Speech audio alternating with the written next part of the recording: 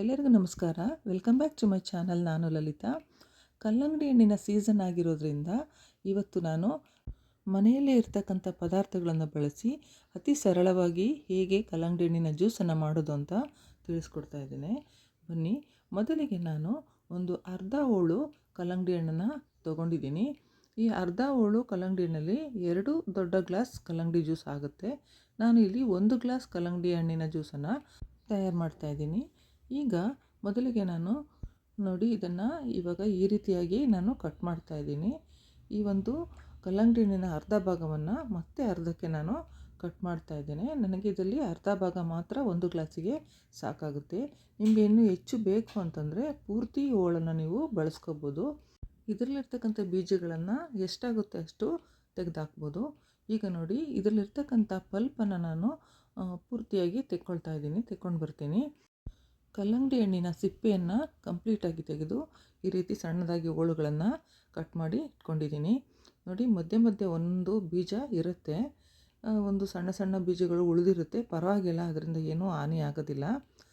ಜ್ಯೂಸನ್ನು ಶೋಧಿಸ್ಕೊಳ್ಬೇಕಾದ್ರೆ ಅದೆಲ್ಲ ಆಚೆಗೆ ತೆಗೆದಾಕ್ಬೋದು, ತೊಂದರೆ ಏನಿಲ್ಲ. ಈಗ ನಾನು ಒಂದು ಮಿಕ್ಸಿ ಜಾರನ್ನು ತೊಗೋತಾ ಇದ್ದೀನಿ.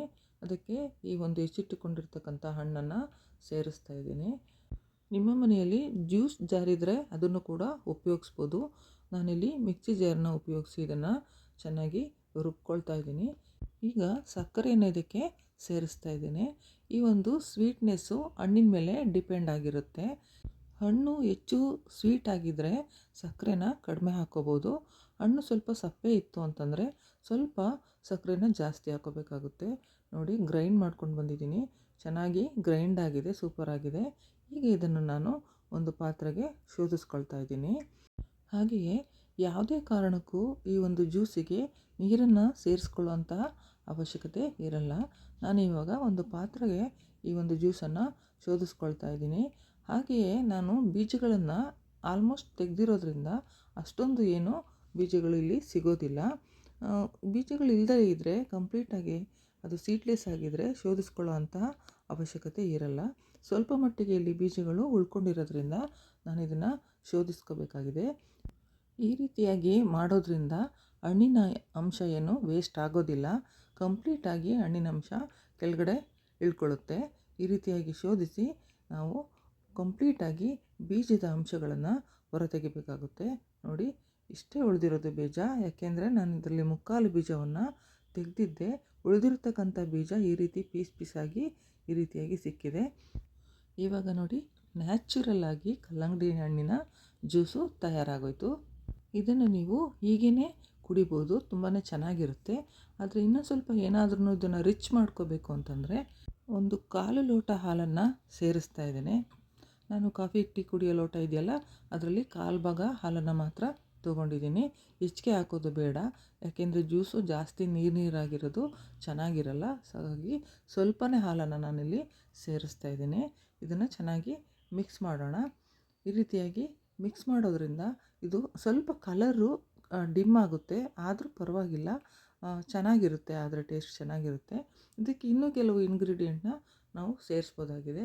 ಈಗ ನಾನು ಚಿಯಾ ಸೀಡ್ಸ್ನ ಒಂದು 10 ನಿಮಿಷ ನೆನೆ ಹಾಕಿದ್ದೆ ನೀರಲ್ಲಿ. ಈಗ ಅದೆಲ್ಲ ಚೆನ್ನಾಗಿ ನೆಂದಿದೆ. ಚಿಯಾ ಸೀಡ್ಸು ದೇಹಕ್ಕೆ ತಂಪನ್ನು ಕೊಡುತ್ತೆ. ಈ ಒಂದು ಕಲ್ಲಂಗಡಿ ಹಣ್ಣಿನ ಜೊತೆಗೆ ಚಿಯಾ ಸೀಡ್ಸನ್ನು ಸೇರಿಸೋದ್ರಿಂದ ದೇಹಕ್ಕೆ ತಂಪು ಕೊಡುತ್ತೆ. ನಾನಿಲ್ಲಿ 1 ಸ್ಪೂನ್ ಚಿಯಾ ಸೀಡ್ಸನ್ನು 10 ನಿಮಿಷಗಳ ಮುಂಚೆ ನೆನೆ ಹಾಕಿದ್ದೆ. ಈಗ ಇದನ್ನು ಸೇರಿಸ್ತಾ ಇದ್ದೇನೆ. ನಿಮಗೆ ಇದು ಇಷ್ಟವಾದರೆ ನೀವು ಸೇರಿಸ್ಕೋಬೋದು, ಇಲ್ಲಾಂದರೆ ಸ್ಕಿಪ್ ಮಾಡ್ಬೋದು. ಈಗ ಇದನ್ನು ಚೆನ್ನಾಗಿ ಮಿಕ್ಸ್ ಮಾಡಿದ ನಂತರ ನಾನು ಕಲ್ಲಂಗಡಿ ಹಣ್ಣಿನ ಪೀಸ್ಗಳನ್ನು ಇನ್ನೂ ಸಣ್ಣದಾಗಿ ಹೆಚ್ಚಿಟ್ಕೊಂಡು ಪಲ್ಪ್ಗಳನ್ನು ಇಟ್ಕೊಂಡಿದ್ದೀನಿ. ಯಾಕೆಂದರೆ ಅದನ್ನು ಇದಕ್ಕೆ ಸೇರಿಸೋದ್ರಿಂದ ಜ್ಯೂಸನ್ನು ಕುಡಿಬೇಕಾದ್ರೆ ಬಾಯಿಗೆ ಸಿಗ್ತಾ ಇರುತ್ತೆ, ತುಂಬ ಇಷ್ಟ ಆಗುತ್ತೆ. ಮಕ್ಕಳು ಕೂಡ ತುಂಬ ಇಷ್ಟಪಟ್ಟು ಜ್ಯೂಸನ್ನು ಕುಡಿತಾರೆ. ಇದು ಕುಡಿಬೇಕಾದ್ರೆ ಬಾಯಿಗೆ ಸಿಗಬೇಕಾದ್ರೆ ಕೆಲವ್ರಿಗೆ ಇಷ್ಟ ಆಗುತ್ತೆ, ಕೆಲವ್ರಿಗೆ ಇಷ್ಟ ಆಗಲ್ಲ. ನಿಮಗೆ ಬೇಕು ಅಂದರೆ ಮಾತ್ರ ಇದನ್ನು ಸೇರಿಸ್ಕೊಳ್ಳಿ, ಇಲ್ಲಾಂದರೆ ಇದು ಬೇಕಾಗಿಲ್ಲ. ನೋಡಿ, ಈ ರೀತಿಯಾಗಿ ಕಲ್ಲಂಗಡಿ ಹಣ್ಣಿನ ಜ್ಯೂಸು ತಯಾರಾಗೋಯಿತು. ತುಂಬಾ ರುಚಿಯಾದಂತಹ ತಂಪಾದಂತಹ ಒಂದು ಜ್ಯೂಸ್ ಇದು.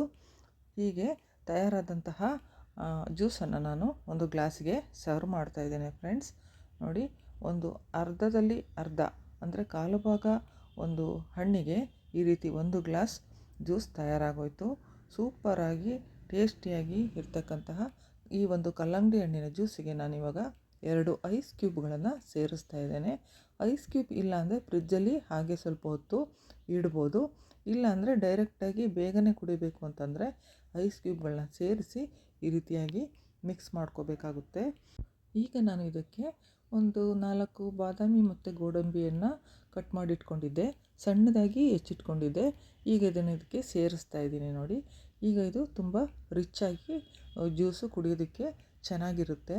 ಆದರೆ ಇದು ನಿಮಗೆ ಬೇಕು ಅಂದರೆ ಮಾತ್ರ ಇದನ್ನು ಉಪಯೋಗಿಸ್ಬೋದು, ಇಲ್ಲಾಂದರೆ ಸ್ಕಿಪ್ ಮಾಡ್ಬೋದು. ಅದು ನಿಮ್ಮ ಇಚ್ಛೆಗೆ ಬಿಟ್ಟಿದ್ದು. ಕೆಲವರು ಪ್ಲೇನ್ ಜ್ಯೂಸನ್ನು ಕುಡಿಯೋದಕ್ಕೆ ತುಂಬಾ ಇಷ್ಟಪಡ್ತಾರೆ. ಕೆಲವರು ಈ ರೀತಿಯಾಗಿ ಒಂದು ಅಂಗಡೀಲಿ ಸಿಗೋ ರೀತಿಯಾಗಿ ರಿಚ್ಚಾಗಿ ಒಂದು ಜ್ಯೂಸನ್ನು ತಯಾರು ಮಾಡಿಕೊಂಡು ಕುಡಿತಾರೆ. ಫ್ರೆಂಡ್ಸ್, ಈ ಒಂದು ರೆಸಿಪಿ ನಿಮಗೆ ಇಷ್ಟ ಆದರೆ ದಯವಿಟ್ಟು ಲೈಕ್ ಮಾಡಿ, ಶೇರ್ ಮಾಡಿ ಹಾಗೂ ಸಬ್ಸ್ಕ್ರೈಬ್ ಮಾಡ್ಕೊಳ್ಳಿ. ಹಾಗೆಯೇ ವಿಡಿಯೋ ನೋಡಬೇಕಾದ್ರೆ ಬರ್ತಕ್ಕಂಥ ಅಡ್ವರ್ಟೈಸ್ಗಳನ್ನ ದಯವಿಟ್ಟು ಸ್ಕಿಪ್ ಮಾಡಬೇಡಿ. ಹಾಗೆ ಹೈಪ್ ಬಟನ್ ಒತ್ತಿ ಎನ್ಕರೇಜ್ ಮಾಡಿ ಅಂತ ಕೇಳ್ಕೊತಾ ಮುಂದಿನ ವಿಡಿಯೋದಲ್ಲಿ ಸಿಗೋಣ. Thank you.